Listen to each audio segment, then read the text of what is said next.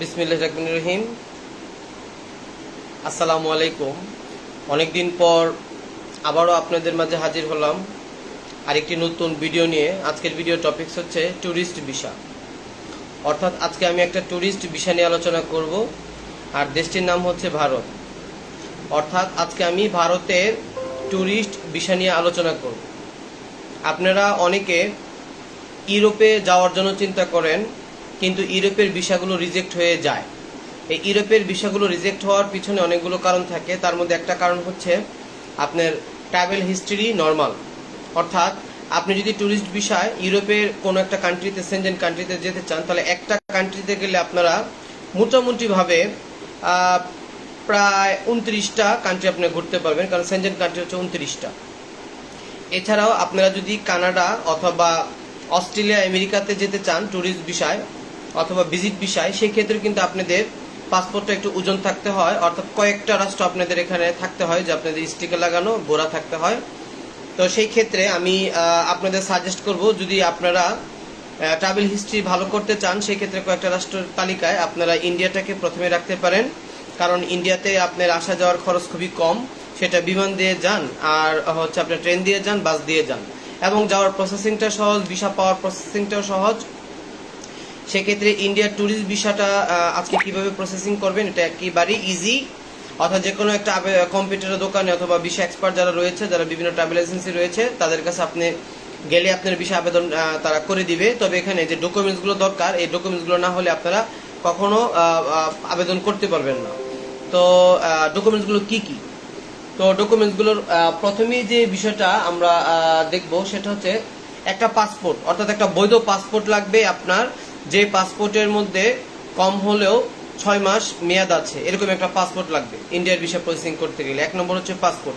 2 নম্বর হচ্ছে আপনার আবেদন। অর্থাৎ আপনাকে প্রপার ওয়েতে একটা আবেদন করতে হবে যে আপনি ট্যুরিস্ট হিসেবে ওখানে যাচ্ছেন। অর্থাৎ ওখানে আপনি যে হোটেলটার মধ্যে আপনি উঠবেন, কোন হোটেলে উঠবেন সেটা রিজার্ভেশন করতে হবে। অর্থাৎ এই হোটেলের ঠিকানা দিতে হবে। আর এখানে একটা ফেক ঠিকানা যদি দেন সমস্যা নেই, ইন্ডিয়ার ঠিকানা দিতে হবে, এটা হলো রাইট।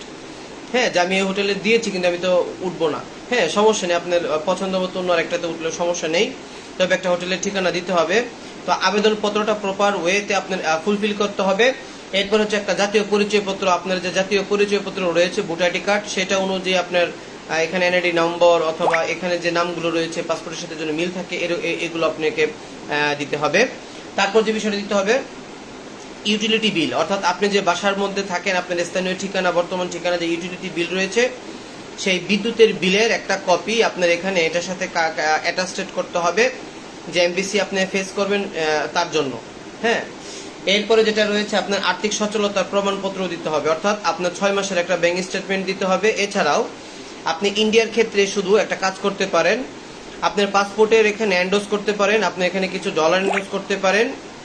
সেই ক্ষেত্রে বাংলাদেশের যে টাকা, এখানে 20 থেকে 30 হাজার টাকা যদি আপনার সমপরিমাণ ব্যাংক সলভেন্সি থাকে তাহলেও সম্ভব, কোনো সমস্যা নেই। এছাড়া আপনি যদি 20 থেকে 30 হাজার টাকার সমপরিমাণ আপনি যদি ডলার এন্ডোজ করেন তাহলেও সমস্যা নাই, হবে। এটার পাশাপাশি আপনার পেশাগত একটা প্রমাণ থাকতে হবে। অর্থাৎ আপনি যে পেশায় রয়েছেন, আপনি যদি স্টুডেন্ট হন সেক্ষেত্রে আপনার স্টুডেন্ট আইডি কার্ড থাকতে হবে। আর যদি আপনার কোনো ব্যবসায়ী হন সেক্ষেত্রে আপনার ট্রেড লাইসেন্সের একটা কপি থাকতে হবে। আর আপনি যদি চাকরিজীবী হন সেক্ষেত্রে আপনার একটা এনওসি থাকতে হবে। অর্থাৎ আপনার পেশা, যে পেশা আপনি রয়েছেন সেই পেশার একটা সুন্দর একটা ডকুমেন্ট থাকতে হবে। আর আমি যে কথাগুলো আপনাদের এই পর্যন্ত বললাম, এই কথাগুলো সুন্দরভাবে আমি আমার ডিসক্রিপশন বক্সে লিখে দিব, আপনারা ওখান থেকে দেখে নেবেন। আর ট্যুরিস্ট বিষয়, এর আগে আমি আপনার ওয়ার্ক পারমিট বিষয় নিয়ে কথা বলেছিলাম, অনেকগুলো ওয়ার্ক পারমিট বিষয় আমি ভিডিও দিয়েছি আপনাদের এখানে। তো আজকে আমি ট্যুরিস্ট বিষয় আরম্ভ করেছি। তার মধ্যে এশিয়ার মধ্যে প্রথমে যেটা বললাম ইন্ডিয়া অর্থাৎ ভারত। পাশাপাশি আমি অনেকগুলো ভিডিও করতে চাই, আপনাদের কমেন্টসের জন্য আমি অপেক্ষা করব। যদি আপনারা ভালো করে কমেন্টস করেন তাহলে আমি অবশ্যই অনেকগুলো ভিডিও করব। তো এশিয়ার মধ্যে যে 44টি রাষ্ট্র নিয়েছে, বাংলাদেশ ব্যতীত 43টি রাষ্ট্রের মধ্যে আমি ট্যুরিস্ট বিষয় নিয়ে আলোচনা করব। অথবা টোটাল যে 193টা রাষ্ট্র রয়েছে যেখানে আপনি সহজে যেতে পারবেন ট্যুরিস্ট হিসেবে, বাংলাদেশ ব্যতীত 192টা রাষ্ট্রে, মানে কোন রাষ্ট্রে যেতে হলে কি ডকুমেন্টস দরকার, আমি প্রত্যেকটা প্রপার ওয়েতে আমি দিয়ে দিব। আপনারা চাইলে কোনো ট্রাভেল এজেন্সির হেল্প ছাড়াও আপনারা ট্যুরিস্ট বিষয়গুলো করতে পারেন, এটা একবারে সহজ। তবে ভাই প্রপার ওয়েতে আপনি যেতে হবে, প্রপার কাগজগুলো আপনার দরকার, ডকুমেন্টসগুলো দরকার। যদি না হয় তাহলে আপনি আপনার ভিসাটা রিজেক্ট হয়ে যাবে, ভিসা পাবেন না। আমাকে নূর মোহাম্মদ ভাই বলছে, ভাই কেমন আছেন? আলহামদুলিল্লাহ ভাই ভালো আছি, আপনি কেমন আছেন?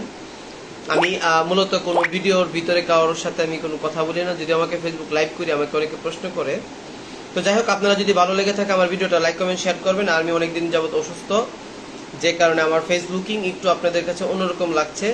তো পরবর্তীতে দেখা গেল যে একটু সুস্থ হলে নিয়মিত ভিডিওগুলো করতাম। আমি অনেকদিন পর আপনাদের মাঝে আসলাম। তো ভালো থাকবেন, ধন্যবাদ আমার সাথে থাকার জন্য। আসসালামু আলাইকুম।